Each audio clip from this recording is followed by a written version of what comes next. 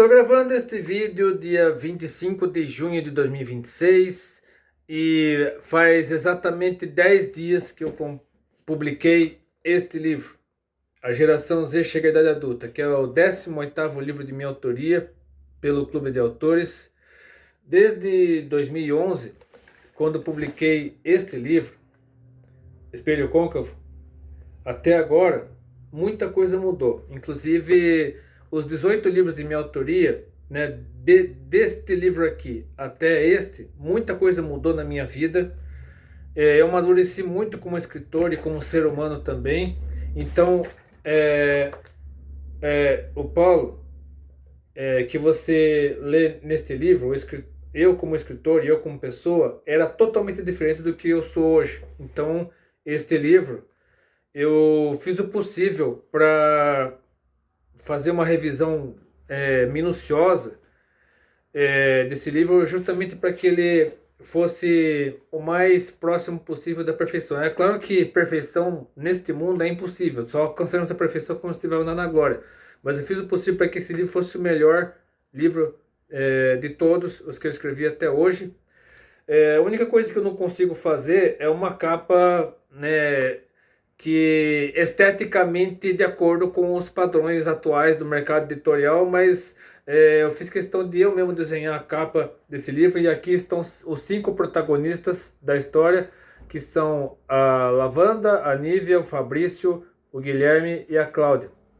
Esses 4, eles eram ex-colegas de escola e formaram uma empresa. Contrataram a Lavanda como secretária deles. E eu quero falar a respeito dos 4 principais temas desse livro. Primeiramente, os conflitos geracionais. Porque o foco da história é a geração Z. E o que seria a tal da geração Z? Seria a geração que nasceu a partir de 2001, a geração nascida após a virada do milênio. Tanto que a geração Y é chamada de Millennial, justamente por causa disso, porque é a geração que nasceu entre os anos 1990 e 2000, aproximadamente. Hoje está na faixa dos 30 e poucos anos. Já a geração Z está na faixa dos 20, 25 anos. E a geração que atualmente está entre a infância e a adolescência é a geração Alpha.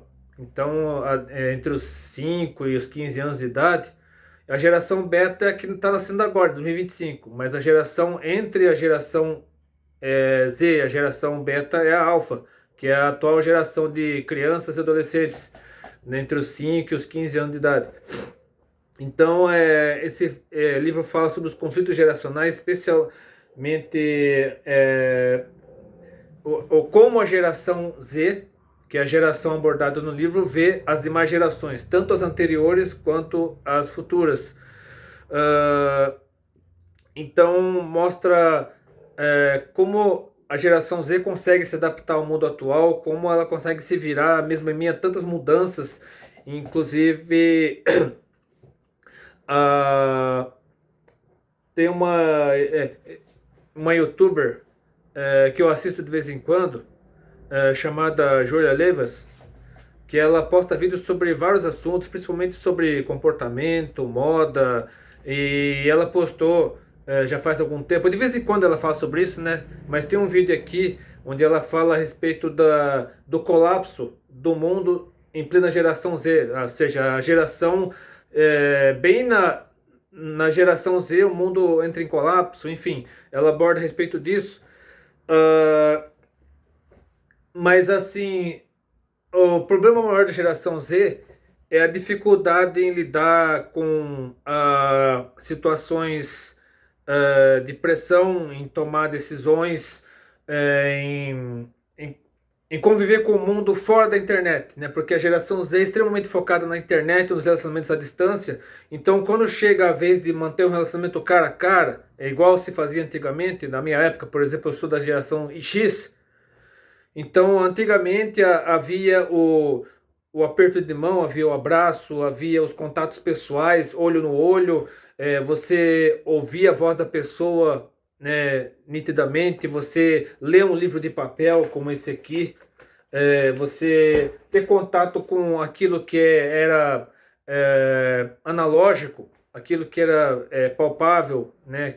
Que você podia tocar, cheirar, abraçar. Hoje não, a geração Z já quer um contato mais distante,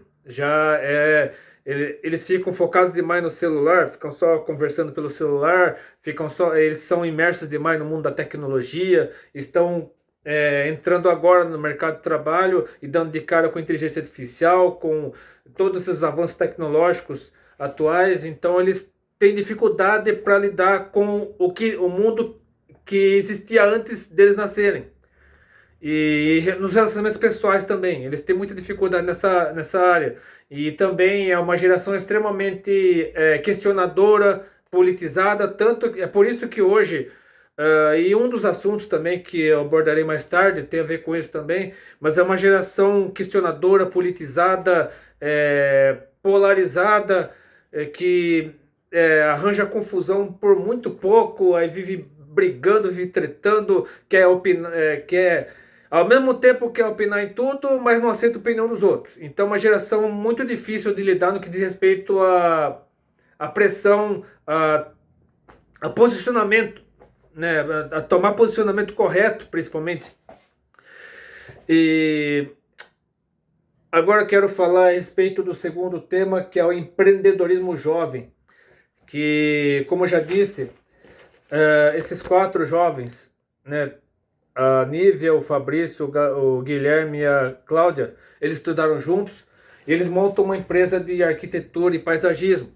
Aí, no caso, a Cláudia é arquiteta, o Guilherme é o engenheiro civil, o Fabrício é advogado e a Nívia é a engenheira ambiental. Mas como engenheira ambiental numa empresa? É porque ela decidiu abraçar o paisagismo. Porque para ser engenheira ambiental é preciso muitas vezes ir para a floresta, viver no meio da selva, ou então trabalhar com árvores, trabalhar com florestas, trabalhar com aí negócio de ecossistema, biosfera. Então o engenheiro ambiental ele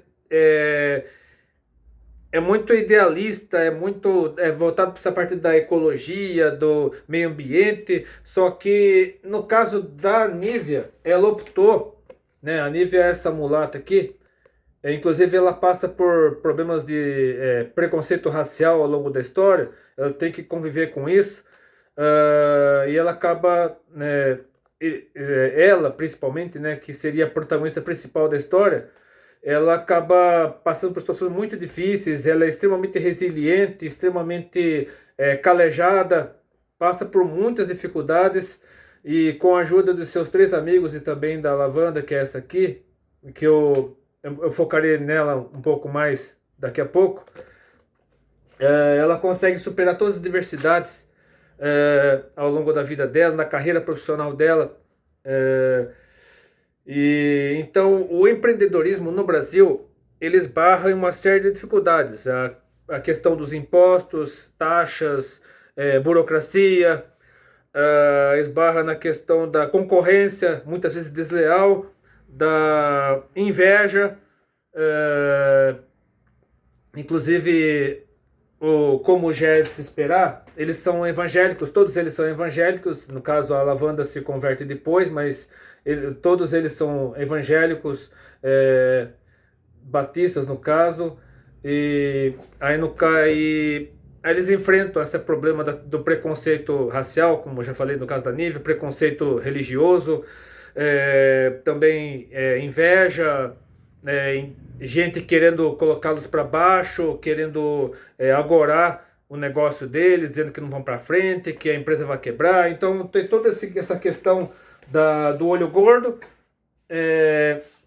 mas eles conseguem superar com a ajuda de Deus, né? O que é o foco do livro é o empreendedorismo jovem e cristão, e porque todos os meus livros são de ficção cristã e esse aqui não é diferente, é um livro que fala sobre empreendedorismo sim, como conseguir criar e sustentar um negócio apesar de todo o caos que está atualmente no Brasil, mas é possível sim você criar uma empresa no Brasil e sustentar essa empresa, só colocar a cabeça no lugar, não tomar nenhuma decisão precipitada, não ser afobado demais, não querer colocar o carro na frente dos bois, querendo, se empolgando demais, porque a maioria das empresas no Brasil fecha por excesso de empolgação, excesso de mas eu quero fazer e acontecer, que não sei o que, não sei o que, muitas vezes sem planejamento, sem organização, porque os 4 pilares da administração que eu aprendi, que eu sou formado em administração de empresas, então os 4 pilares da administração são planejamento, organização, direção e controle. Então, sem planejamento, organização, direção e controle, ou um desses 4 ou mais deles, a empresa vai pro buraco. Então, toda empresa, se você é empreendedor, preste atenção. Eu sou funcionário público, não abri empresa, mas eu sou formado em administração de empresa e posso falar com você, para você com propriedade, porque eu estudei para isso. Quando você abrir uma empresa, preste atenção nesses 4 pilares. Sem eles, o seu negócio não vai para frente. Planejamento, organização, direção e controle. Planejamento é o que você faz antes da empresa efetivamente funcionar. Organização o próprio nome diz, você organizar tudo para não virar uma baderna, não virar uma bagunça. Direção, você colocar tudo em ordem, para ver se tudo sairá certinho, bonitinho, exatamente como planejado, para não ser, para tudo caminhar de acordo com aquilo que você previa que aconteceria e para atingir o objetivo final da empresa, a visão, missão, valores e tudo mais. E o controle é você justamente corrigir falhas, buscar alternativas para o negócio, principalmente para dificuldades, problemas difíceis que a empresa vier a enfrentar. Então, sem esses 4 pilares, a empresa vai à falência ou fechar as portas. E aqui, não só aqui em Sorocaba, mas no Brasil, de um modo geral, muitas empresas fecham, muitas empresas vão à falência. Claro que no exterior também, mas no Brasil o negócio está tão tenso, está tão terrível. Aqui em Sorocaba mesmo, em uma empresa... acho que a maioria das empresas, principalmente pequenas empresas, não dura nem um ano. Elas fecham muito rápido.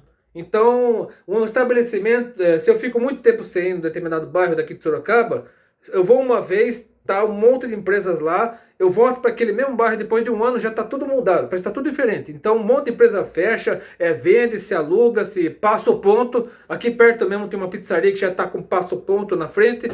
Então, muitos problemas para empreender no Brasil, muita dificuldade, mas é possível sim, é só tomar as decisões certas, colocar a cabeça no lugar, planejar, organizar, dirigir, controlar e principalmente colocar Deus na frente de tudo, porque com Deus tudo vai para frente. Vamos agora para o terceiro tema, que é o mundo do circo. Por que num livro sobre geração Z, empreendedorismo jovem, eu coloquei o circo? Porque, na verdade, esse livro aqui era para ser sobre o circo. A personagem principal deveria ser a Lavanda. Aí eu desisti de escrever um livro sobre o circo. Deixei lá um pouco da história, né? Inclusive, vários personagens desse livro eram do livro que eu pretendia escrever somente sobre o mundo do circo. No fim, acabei aproveitando o mesmo miolo, né, o pouco que eu tenho escrito da história da Lavanda, do circo romeno, que é o circo que ela representava, né? Porque, assim, eu queria uma história ambientada no Brasil, com origem na Romênia, porque a Lavanda, ela representa todos os circos do Brasil, é um personagem que eu criei, representando todos os circos do Brasil. Eu estudei, analisei, eu não quis escrever nada da minha própria cabeça, eu estudei como funcionava o mundo do circo e como as pessoas se viravam no circo, fazia principalmente para estudar. Por exemplo, uma pessoa que nasce no circo, ela às vezes tem que mudar de escola, né? Quando vai para o ensino infantil, educação infantil, fundamental, médio, tem que mudar de escola uma vez por mês. Então ou no máximo 2 meses, né? Então a pessoa não consegue ficar mais que um mês numa mesma escola. Então, com a Lavanda, que é essa aqui, de conjunto cor-de-rosa, não é diferente. E eu quero deixar bem claro uma coisa. Tá vendo essa moça aqui? Essa moça aqui é Giovanna Robatini, ou G. Robatini. Para quem tem, ela tem um canal no YouTube, tem perfis no Instagram, TikTok. Então essa moça aqui, ela tem a mesma idade da Lavanda. Só que eu não criei a Lavanda com base na G. Robatini. A G. Robatini eu conheci depois, quando eu estudei para poder escrever esse livro. Aí eu comecei esse vídeo da G. Robatini. Então, deixando bem claro, a lavanda, eu não criei a lavanda com base na G. Robatini. G. Robatini eu vi depois, para assistir os vídeos da G. Robatini para compor, né, o mundo do circo, né, para incluir coisas, fatos, para que tudo que eu escrevesse sobre o mundo do circo, sobre a lavanda, não fosse coisa da minha cabeça, realmente se baseasse em fatos, que realmente acontece no mundo real. E com a G. Robatini não é diferente. Ela nasceu no circo, acho que é da 7ª geração, ela é do Circo Encantado, no caso, né? Ela faz parte da 7ª geração de circenses no Circo Encantado, e no caso a Lavanda faz parte da 8ª geração. Então o circo romeno da Lavanda, ele saiu da Romênia, veio para o Brasil em 1850 como Circo Țiganesc, em romeno é Circo Țiganesc, ou Circo Cigano, em português. Aí o Circo Țiganesc mudou de nome para Circo Romeno, para ficar mais fácil a pronúncia, tal, a memorização. Aí a Lavanda faz parte da família Cludiano, que é a família romena que conversa dentro do circo, eles conversam entre si em romeno, mas com as pessoas de fora do circo eles falam português. Mas então você verá muita coisa escrita em romeno nesse livro por causa da Lavanda, da família dela, eles conversando em romeno. E hoje em dia com o tradutor do Google, você pode pegar qualquer idioma do mundo e colocar textos de qualquer idioma do mundo no livro. Tem inclusive vários livros meus já com textos em outros idiomas com a ajuda do tradutor do Google, e você verá muita coisa escrita em romeno por causa da Lavanda. E o romeno é um idioma que é uma mistura de italiano com russo, porque tem elementos tanto do latim quanto do eslavo. Então o romeno é uma língua tanto latina quanto eslava. Então é uma semelhança, muitas semelhanças com o italiano, o russo, tem elementos do húngaro também, do alemão, porque a Romênia fez parte do Império Austro-Húngaro, e lá no miolo da Romênia tem muitos húngaros, falantes de húngaro. Então essa questão do circo, do mundo do circo, que é um mundo à parte, como se fosse uma bolha. Então a Lavanda, ela quis sair dessa bolha, ela recebe uma proposta desses 4 jovens aqui, os 4 empresários, donos da empresa de arquitetura e paisagismo, para trabalhar como secretária deles.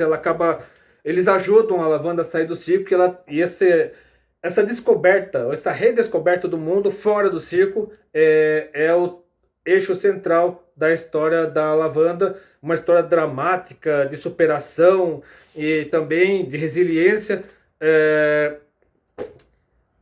Vamos agora para o 4º tema, né, que é um tema mais delicado, pode gerar muita treta, pode gerar muita polêmica, mas é um tema extremamente atual, que é a militância progressista na educação. Porque no Brasil, é claro que isso é um problema mundial, mas no Brasil chegou a níveis alarmantes, a ponto de militantes conservadores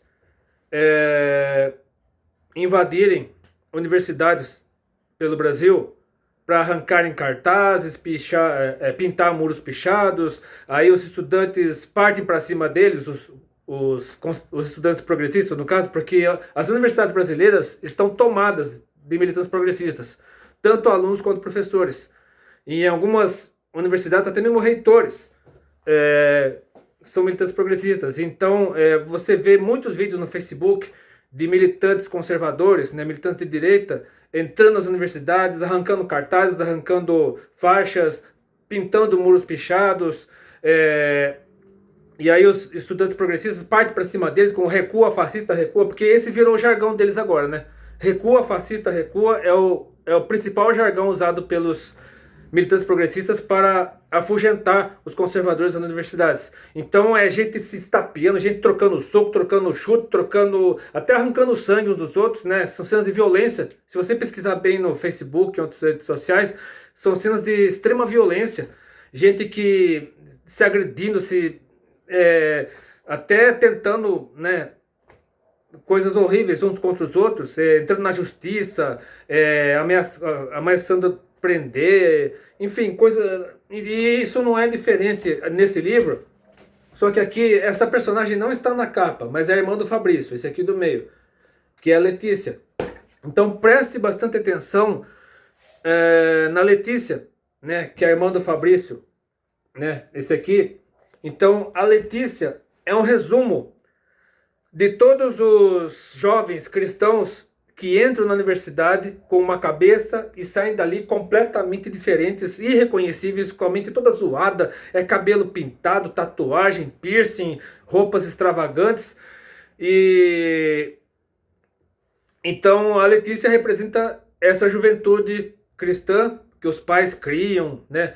No caso, a Letícia, ela era católica, aí no fim se converte e vira batista, né? A família dela acaba indo para a igreja batista, mas a Letícia, ela presta vestibular da FUVEST, acaba passando para estudar na USP, artes visuais, e ela acaba tendo a mente toda pervertida, toda zoada, ela fica praticamente irreconhecível, briga com a família, enfim, acontece um monte de coisa. Então a Letícia, né, que é a minha personagem nesse livro, irmã do Fabrício, ela é um resumo de tudo, de todos os estudantes progressistas, especialmente os jovens cristãos que vão para a universidade com uma cabeça e fazem uma lavagem cerebral na cabeça deles e enfiam aborto, liberação das drogas, ideologia de gênero, relativismo, né, que é todas essas partes, né, porque a militança progressista defende o relativismo, eles relativizam a vida, relativizam a identidade do ser humano, a ponto de ele não saber mais se é homem, se é mulher, se é trans, se é bi, se é homo, se é cis, se é hétero, enfim, tem toda essa questão também da relativização da família, relativização de tudo. Tudo para eles agora se torna relativo, e isso é fruto de décadas de guerra cultural, de luta de classes, de engenharia social, promovidas pelo socialismo de maneira geral, especialmente o socialismo cultural de Antônio Gramsci e a escola de Frankfurt e a nova esquerda e tudo mais, aí para virar o que é hoje, né, a militância progressista, especialmente nas universidades. Tem no ensino fundamental, médio também, aqui no livro, mas de uma maneira mais resumida. Mas o foco aqui principal é nas universidades. E é representado principalmente pela Letícia. E eu quero encerrar esse vídeo falando a respeito da Bíblia, né, os textos bíblicos que eu poderia... todos esses pontos que eu citei aqui, eu poderia ilustrar com textos bíblicos, mas os textos bíblicos que Deus fez com que eu escolhesse para explicar esse livro, desses 4 pontos, pode ser que cada texto que eu ler aqui tem um ou mais desses pontos, então eu não quero me deter, por exemplo, pegar um texto bíblico e relacionar um ponto, outro texto relacionar outro ponto, não, porque os textos bíblicos que eu ler aqui, a partir de agora, eles estão ligados a um ou mais desses pontos, então eu deixei para o final para que você possa entender qual que é a mensagem central, ou as mensagens trazidas por esse livro. Primeiramente, o Salmo 37, versículos 3 a 6, e eu lerei também o versículo 25. Confia no Senhor e faz o bem, habitarás na terra e verdadeiramente serás alimentado. Deleita-te também no Senhor, e te concederá os desejos do teu coração. Entrega o teu caminho ao Senhor, confia nele e ele o fará. E ele fará sobressair a tua justiça como a luz e o teu juízo como meio-dia. E mais para frente no versículo 25. Fui moço e agora sou velho, mas nunca vi desamparado justo, nem a sua descendência mendigar o pão. Então, esse livro não fala sobre teologia da prosperidade, né? Você pode, mas o livro sobre empreendedorismo fala sobre conquista, poder, vitória. Eu sei, mas não espere que esse livro seja um livro de autoajuda, não espere que esse livro seja um livro de prosperidade, como ganhar dinheiro, conquista, vitória. Não espere isso. Esse é um livro confrontador, é um livro para que você possa centralizar sua vida na vontade de Deus, para que sempre que você, em qualquer empreendimento, seja uma empresa, qualquer projeto que você tiver na sua vida, coloque Deus na frente, Deus em primeiro lugar, que o resto virá por si só. Mas você tem que ter a vida totalmente focada em Deus, totalmente voltada para Deus, porque você está nesse mundo, mas você não é desse mundo. Se você é cristão, se você é temente a Deus, se você recebeu Jesus Cristo como seu Senhor e Salvador e quer viver sempre na presença dele, fazendo a vontade dele, saiba que você está nesse mundo, você não é desse mundo, você é cidadão do céu. Então, enquanto cidadão do céu, você tem que viver os valores do reino de Deus. Você não pode viver os valores dessa terra, você não pode viver, desejar passar por cima dos outros, fazer os outros de escada, fazer de tudo para subir na vida, sem olhar para ninguém, pensando apenas em si próprio. Não, você tem que ser submisso à vontade de Deus, porque colocando Deus na frente de tudo, colocando todos os sonhos, projetos, desejos, tudo nas mãos de Deus, tudo virá da maneira certa. E se Deus disser não, se a resposta de Deus for um não, é para o seu próprio bem. Se Deus não permitir que um projeto, desejo, sonho seu se concretize, é para o seu próprio bem. Porque Deus quer somente o melhor para você. Somente Ele conhece você desde antes de você nascer, e somente Ele sabe o que é melhor para a sua vida. Agora vamos para Provérbios 3, versículos 5 e 6. Confia no Senhor de todo o teu coração e não te estribes no teu próprio entendimento. Ou seja, não confie em sua própria capacidade, o seu próprio intelecto. Reconhece-o em todos os teus caminhos e Ele endireitará as tuas veredas. E aqui vai o texto central desse livro, que é Jeremias capítulo 29, versículo 11. Porque eu bem sei os pensamentos que tenho a vosso respeito, diz o Senhor, pensamentos de paz e não de mal, para vos dar o fim que esperais. E Jeremias, Deus fez com que Jeremias escrevesse isso, né? Deus falando por meio de Jeremias, quando o povo estava sendo conquistado por Babilônia. Babilônia tinha invadido, já estava começando a invadir Judá, aí Jerusalém seria destruída, o povo seria levado cativo para Babilônia. Então era para esse povo que Jeremias estava falando, porque o povo queria sair de Babilônia. Aí por meio de Jeremias Deus falou para o povo ficar, porque eles ficaram 70 anos em Babilônia. Então eles devem se acostumar a construir casas, conseguir emprego, procurar a paz da cidade. Aí logo depois Deus manda Jeremias falar isso para eles.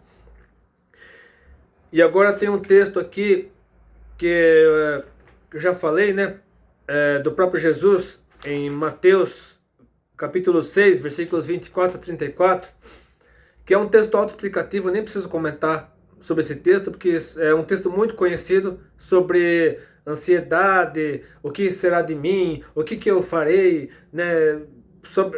é um texto bastante abrangente, e preste bastante atenção em tudo que eu falarei aqui agora, porque é o próprio Jesus falando. Ninguém pode servir a dois senhores, porque ou há de odiar um e amar o outro, ou se dedicar a um e desprezar ao outro. Não podeis servir a Deus e a Mamon, ou às riquezas. Por isso vos digo, não andeis ansiosos quanto à vossa vida, pelo que haveis de comer ou pelo que haveis de beber, nem quanto ao vosso corpo, pelo que haveis de vestir. Não é a vida mais do que o mantimento e o corpo mais do que o vestuário? Olhai para as aves do céu, que nem semeiam, nem cegam, nem ajuntam em celeiros, e vosso Pai Celestial as alimenta. Não tedes vós muito mais valor do que elas? E qual de vós poderá, com todos os seus cuidados, acrescentar um côvado da sua estatura? E quanto ao vestuário, por que andais ansiosos? Olhai para os lírios do campo, como eles crescem, não trabalham nem fiam. E eu vos digo que nem mesmo Salomão, em toda a sua glória, se vestiu como qualquer deles. Pois se Deus assim veste a erva do campo, e hoje existe, e amanhã lançada no forno, não vos vestirá muito mais a vós, homens de pequena fé? Não andeis, pois, inquietos, dizendo: que comeremos, ou que beberemos, ou com que nos vestiremos? Porque todas estas coisas os gentios procuram. De certo, vosso Pai Celestial bem sabe que necessitais de todas essas coisas. Ou seja, Deus sabe tudo que você precisa. Não adianta ficar ansioso, desesperado. Deus sabe o que você precisa. Mas buscai primeiro o reino de Deus e a sua justiça, e todas essas coisas vos serão acrescentadas. Ou seja, só serão acrescentadas se você buscar a Deus em primeiro lugar. Não vos inquieteis, pois, pelo dia da manhã, porque o dia de amanhã cuidará de si mesmo. Basta cada dia o seu mal. E mais para frente, lá, né, no Evangelho segundo João, capítulo 8, versículos 38 e 32, versículo 36, fala sobre... tem a ver com a lavanda. E tem a ver com a Letícia também. A lavanda que saiu do circo e a Letícia, irmã do Fabrício, que teve a mente sequestrada pela mente progressista na universidade. Jesus dizia, pois, aos judeus que criam nele: se vós permanecerdes na minha palavra, verdadeiramente sereis meus discípulos, e conhecereis a verdade, e a verdade vos libertará. Se, pois, o Filho vos libertar, verdadeiramente sereis livres. Então, tanto a lavanda, ela conheceu a verdade somente após sair do circo. Ela teve encontro com Jesus depois de sair do circo. E a Letícia, que estava na igreja, se afastou por causa da universidade.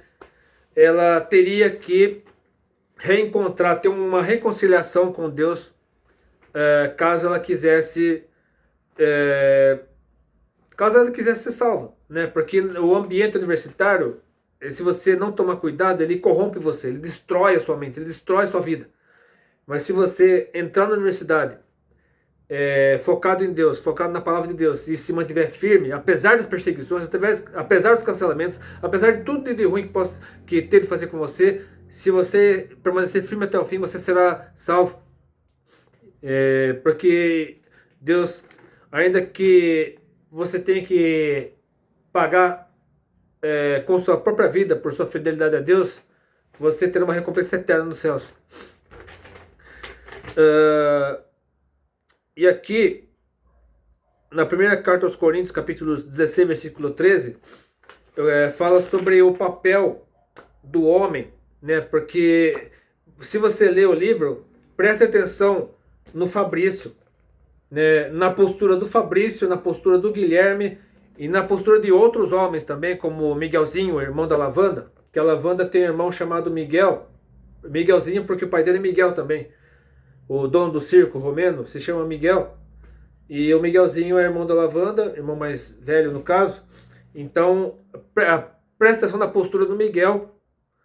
E também na postura do Javier, o marido da Bibi Garofani. A Bibi Garofani, que é a protagonista do meu livro anterior. Presta atenção na postura dos homens nesse livro. Em como eles protegem as mulheres, em como eles se relacionam com suas respectivas esposas. A postura da Bibi Garofani com relação ao marido dela, o Javier. Enfim, presta atenção em tudo isso. E aqui fala sobre a postura do homem cristão. Na primeira carta aos Coríntios, capítulo 16, versículo 13. Vigiai, estai firmes na fé, portai-vos varonilmente e fortalecei-vos. E mais uma vez falando sobre a Lavanda, né, a questão da escravidão, né, e também sobre a Letícia também, né? A Letícia, que foi prisioneira da militância progressista, foi escravizada pela militância progressista, e a Lavanda, no caso, que estava naquele mundo, né, totalmente... vivia numa bolha, numa redoma, e quis sair de lá. Tem a ver com isso também, que é Gálatas 5, versículo 1. Estai, pois, firmes na liberdade com que Cristo nos libertou, e não torneis a colocar-vos debaixo do jugo da servidão.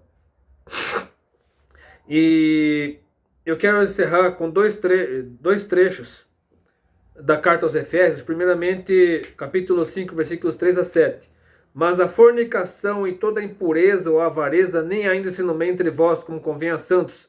Nem torpezas, nem tolices, nem zombarias, que não convém, mas antes ações de graça. Porque bem sabeis isto, que nenhum fornicador, ou impuro, ou avarento, ou idólatra tem êxito no reino de Cristo e de Deus. Então, esse texto cai muito bem como uma luva sobre esse livro, né, que é um livro sobre empreendedorismo. Então, um bom empreendedor não é avarento, não é trapaceiro, não é trambiqueiro, não é desonesto. Ele age de acordo com a vontade de Deus, de acordo com os princípios da palavra de Deus. Ninguém vos engane com palavras vãs, porque por estas coisas vem a ira de Deus sobre os filhos da desobediência. Portanto, não sejais seus companheiros. Aqui também fala sobre a Letícia, né? Sobre o que fizeram com a Letícia na universidade. E finalmente Efésios 6, versículos 1 a 4, que menciona Êxodo capítulo 20, versículo 2, né, que é o texto dos 10 mandamentos, e o versículo 12 fala sobre o quinto mandamento, né, que é honrar o pai e a mãe. Vós, filhos, sede obedientes a vossos pais no Senhor, porque isto é justo. Honra teu pai e a tua mãe, que é o primeiro mandamento com promessa, para que te vá bem e vivas muito tempo sobre a terra. E vós, pais, não provoqueis a ira a vossos filhos, mas criai-os na doutrina e admoestação do Senhor. Então aqui fala sobre a maneira como os conflitos geracionais, né, conflitos entre pais e filhos, né, entre as gerações anteriores e a geração Z, como os pais devem educar seus filhos com amor, com paciência, com diálogo, e não querendo, né, impor autoritariamente sua vontade, né, como aconteceu com as gerações anteriores, porque isso não dá mais, não é mais possível fazer isso. Até porque a legislação brasileira não permite você castigar seu filho de uma maneira muito drástica. Isso pode dar até cadeia. Então você tem que reaprender a educar seus filhos de acordo com os princípios da palavra de Deus, obviamente, e de acordo com a legislação brasileira, que não permite castigo corporal, por exemplo, né? Isso pode dar até cadeia. E os filhos também não podem ser rebeldes, não podem ser irreverentes, tem que respeitar seus pais, tem que ser submisso a seus pais. Inclusive, depois de completar 18 anos, eles têm que honrar seus pais, tratá-los como consultores, como aconselhadores, né? Porque eles, por serem maiores de idade, eles têm condições de ter a sua própria família, são donos do próprio nariz, segundo a lei, mas eles devem manter o respeito aos pais, eles devem manter a reverência aos pais, aceitar os conselhos dos pais, principalmente se forem servos de Deus, forem tementes a Deus. E então, eu quero deixar aqui uma última mensagem para você que é de um dos 4 grupos que eu mencionei aqui, né, da geração Z, empreendedor, do mundo do circo, ou então está na universidade. Busque a Deus em primeiro lugar, em tudo que você fizer, todos os seus planos, sonhos, projetos, anseios, coloque Deus à frente de tudo. Se Deus mandar você sair de determinado lugar, saia. Se Deus mandar você continuar em determinado lugar, continue. Se o que você estiver fazendo estiver dando certo, estiver de acordo com o que está na Bíblia, estiver de acordo com a palavra de Deus, continue fazendo, mesmo que persigam você, mesmo que tentem acabar com sua reputação, mesmo que cancelem você, porque Deus proverá. O que devemos confiar na provisão de Deus. Ah, mas se eu fizer de tal jeito, o pessoal não vem atrás de mim, minha empresa não vai para frente. Se eu não colocar música secular na minha loja, ninguém vai comprar nada. Tira isso da sua cabeça. Mantenha-se fiel a Cristo. Coloque música cristã na sua loja, coloque conteúdo cristão na sua página, no seu site, no seu Instagram, no seu Facebook, no seu... enfim, seja qual for a rede social que você usar, no seu canal YouTube, como é o meu caso, coloque conteúdo cristão, assista somente conteúdos cristãos e evite livros de autoajuda, evite esses coaches que só querem saber de ganhar dinheiro, mas não tem nenhum compromisso com a palavra de Deus, não tem compromisso com o Evangelho. Busque somente pessoas saudáveis, pessoas honestas e principalmente pessoas tementes a Deus, que creiam em Deus e levem você mais perto de Deus. E eu quero encerrar este vídeo com o trecho bem pequeno de uma empreendedora de Sorocaba que deve ter uns 20 e poucos anos. Ela trabalha no Terminal Santo Antônio vendendo cones. Ela faz os próprios cones de chocolate com recheio trufado. Eu quero encerrar este vídeo com o testemunho dessa jovem, que é a Érica. Eu já comprei cones dela no Terminal Santo Antônio. E eu quero encerrar esse vídeo com ela para incentivar você que é empreendedor a buscar a Deus. Porque se os seus sonhos, projetos, desejos, estiver tudo na vontade de Deus, se realizarão. E coloque Deus em primeiro lugar na sua vida, que o resto virá como consequência. Fique nas palavras de Jesus. Que Deus abençoe, Deus oriente. Se você gostou desse vídeo, curta, compartilhe, se favorece, conheça o meu canal, Deus abençoe. Eu deixarei em algum lugar aqui, não sei aonde ainda, o link para você adquirir meu livro na internet. E até depois, se quiser. O que eu tenho é uma bandeja e um sonho para realizar. Para muitos isso parece pouco, mas grandes histórias não começam com tudo pronto, e sim com alguém alguém que se recusa a desistir.